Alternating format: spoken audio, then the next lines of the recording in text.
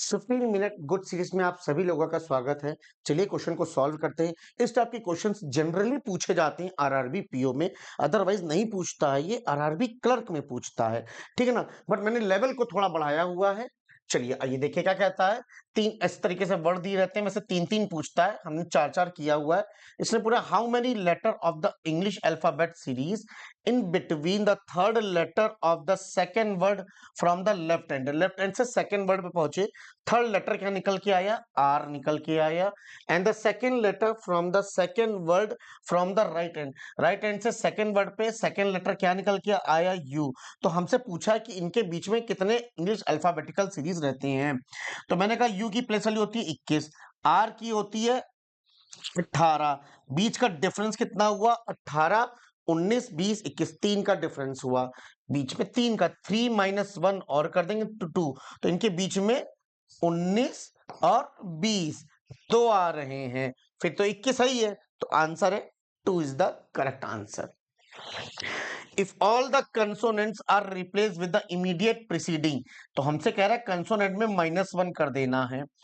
और English alphabet series, then how many word have two or more vowels after rearrangement? इस तरह के questions की एक तरीका होता है, इसको दिमाग में और रिवाइज करते चलिए कि किस तरीके से करना है। हमसे पूछा क्या है? हमसे पूछा है कि हाउ मेनी वर्ड्स, कितने वर्ड इनमें से हैव वॉवल, हैव टू और मोर वॉवल्स, दो या दो से ज्यादा वॉवल्स किसमें आ रहे हैं। एक बात बताइए, ऑपरेशन परफॉर्म करवा रहा है कंसोनेंट में, और कैसा ऑपरेशन परफॉर्म करा रहा है इसको भी देखिए। कंसोनेंट में -1 करवा रहा है, तो अब हमें ऐसे कंसोनेंट ढूंढने पड़ेंगे। तो वो कौन से कंसोनेंट होते हैं? पहले तो ये देखिए, ए, ई, आई, ओ, यू, ये वॉवल्स है। ऐसे वो कौन से कंसोनेंट है जिसमें -1 करने पे वॉवल्स आ सकता है? तो वो जेड का है। जेड ढूंढो, कहीं दिया है तो वॉवल आ जाएगा, आ जाएगा। एफ, एफ, तो कहीं -1 करेंगे तो ये आ जाएगा। जे, -1 करेंगे तो वॉवल आ जाएगा। पी, -1 करेंगे तो वॉवल आ जाएगा।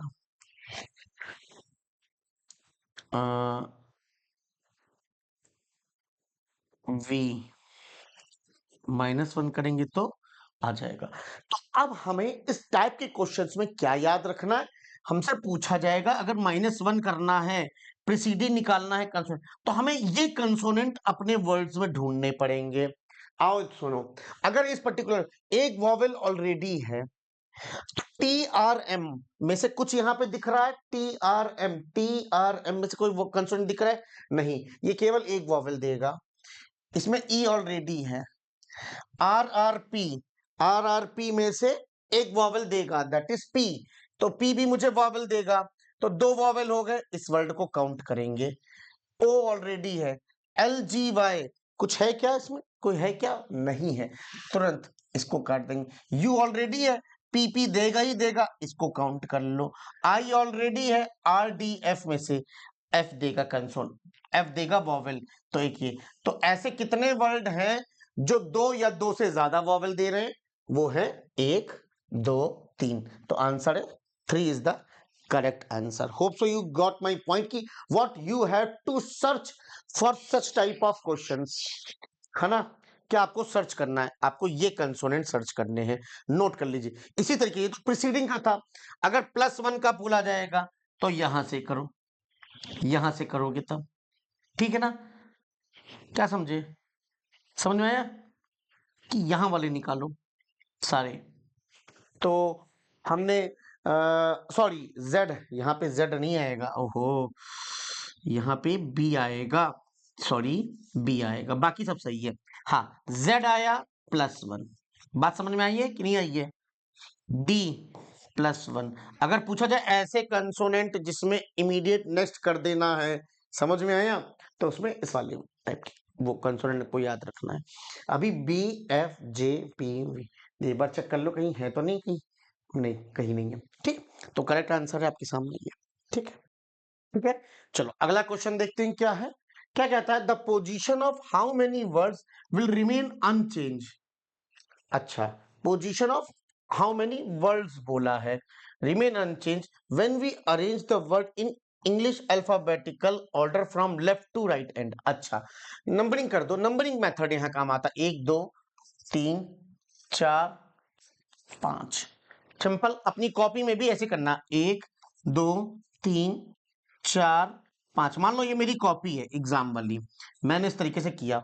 अब क्या कर रहा है, अल्फाबेटिकल, इंग्लिश अल्फाबेटिकल ऑर्डर से हमने अरेंज किया, तो मेरा क्या आएगा, पहले क्या आता है डिक्शनरी में, पहले क्या आएगा, टी नहीं, आर नहीं, एल, एल है छोटा, एल है, एम है, एल, पहले नंबर पे ये आ जाएगा, है ना, पहले नंबर पे ये आ जाएगा, पहले नंबर पे ये आ जाएगा एक। दूसरे नंबर पे क्या आएगा, जल्दी बताओ, दूसरे नंबर पे क्या आ जाएगा, दूसरे नंबर, पहले नंबर पे तो ये आ जाएगा, है ना, ये आ जाएगा पहले नंबर पे, पहला यहाँ ऐसे लिख देना इस तरीके से, एक।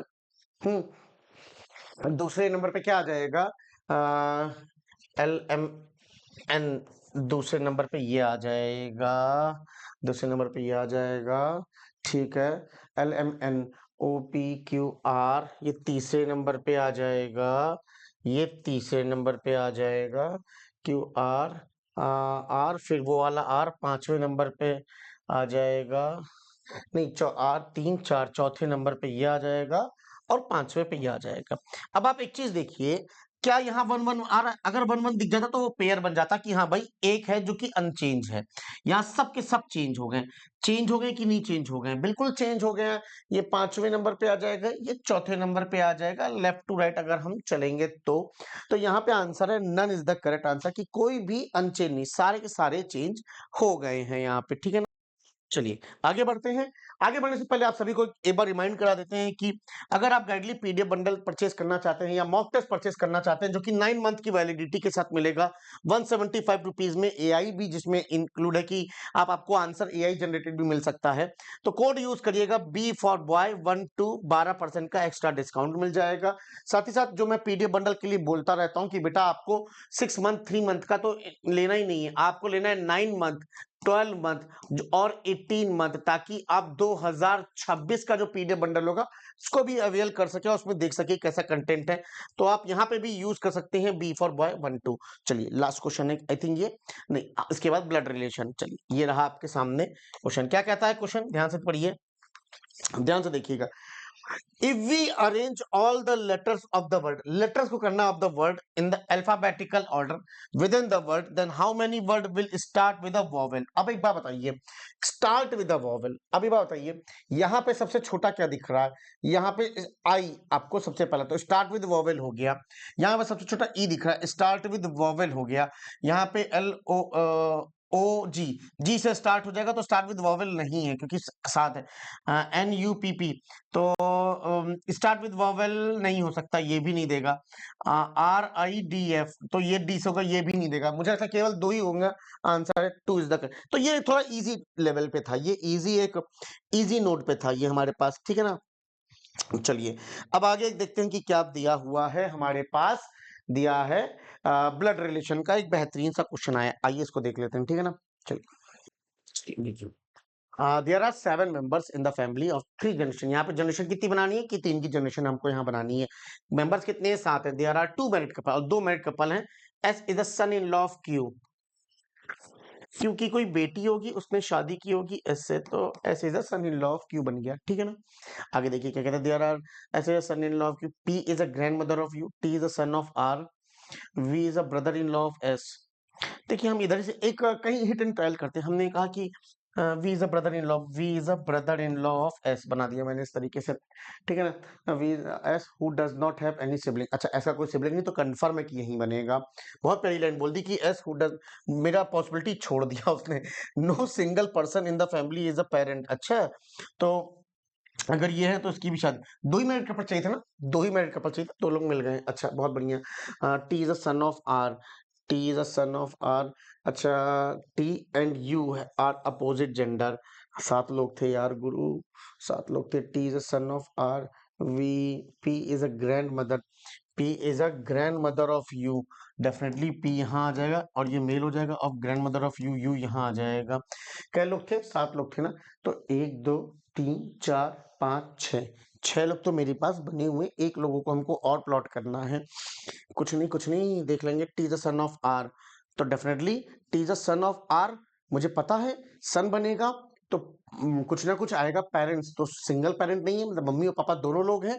Definitely T is a son, T is a son of R. And anything else? T and U have opposite gender. T is plus, then U definitely is a negative, and this is the correct diagram. बहुत easy. RRB clerk level. Who among the following is the grandfather of U? U के grandfather, तो that is Q है. Q is the correct answer.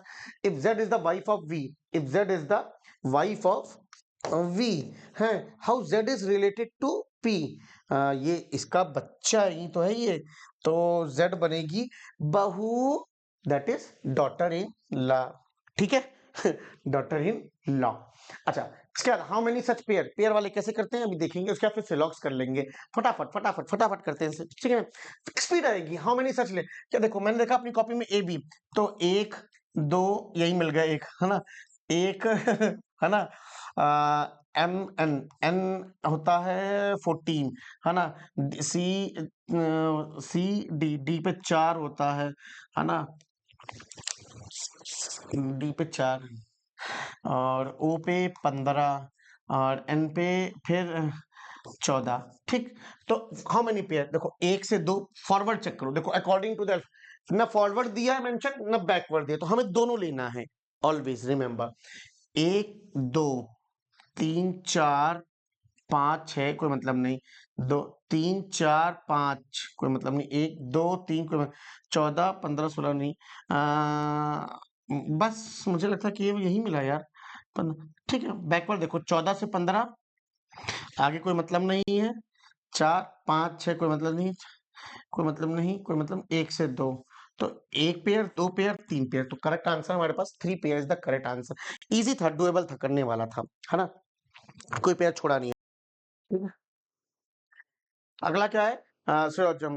Only few police, only few police is doctor. क्या? Only few police से है doctor का। All doctor R lawyer, जितने भी doctor हैं वो क्या है? लॉयर हैं। और नो लॉयर इज ड्राइवर है, no lawyers and some driver are VAO, VAO। All doctor being a driver is a possibility, तो करके देखा करो। अगर हो गया और कोई भी स्टेटमेंट कॉन्ट्राडिक्ट नहीं किया, इसका मतलब पॉसिबिलिटी सही है। तो सारा डॉक्टर उठाया, कहां डाल दिया? ड्राइवर में। अरे सारा डॉक्टर ड्राइवर में कैसे डालूंगा जब ड्राइवर और लॉयर की लड़ाई चल रही है? तो ये पॉसिबिलिटी ही नहीं है, हो ही नहीं सकता। क्यों? कॉन्ट्राडिक्ट करेगा, स्टेटमेंट ही कॉन्ट्राडिक्ट कर जाएगा। सम VAO आर नॉट लायर, तो पूरा VAO उठाओ और लायर में उठाओ। हाँ, नहीं डाल सकते बिकॉज ऑफ ये पोर्शन, तो ये बिल्कुल परफेक्ट सही है। फ्यू मतलब होता है सम, केवल सम। इसमें सम एंड सम नॉट मत जोड़ देना। फ्यू मतलब होता है केवल सम। सम पुलिस आर नॉट ड्राइवर, तो सम पुलिस आर नॉट ड्राइवर। हाँ, पूरा पुलिस जा ही नहीं सकता ड्राइवर के अंदर लॉयर की वजह से, तो बिल्कुल ये कंफर्म डेफिनेटली ट्रू है। तो second and third is the correct answer, second and third, only this will follow. आगे देखिए, ओनली बॉल इज बैट, तो बैट ओनली वाला है तो डॉट लगाना मत भूलना, बहुत बड़ा कंफ्यूजन हो जाएगी। फिर ball, all bat are, some ball are stump, some ball, no stump is shoes, all shoes are cap, है ना। No bat is cap, bat ने तो डेफिनेटली नो का रिलेशन सबसे बनाया है एक्सेप्ट बॉल, तो बिल्कुल सही है। Some balls are definitely not stump, बिल्कुल सही बात कह रहा है। पूरा बॉल्स उठा के हम डाल ही नहीं सकते स्टंप में, बिकॉज बैट तो ओनली वाला है, तो बिल्कुल सही कह रहा है।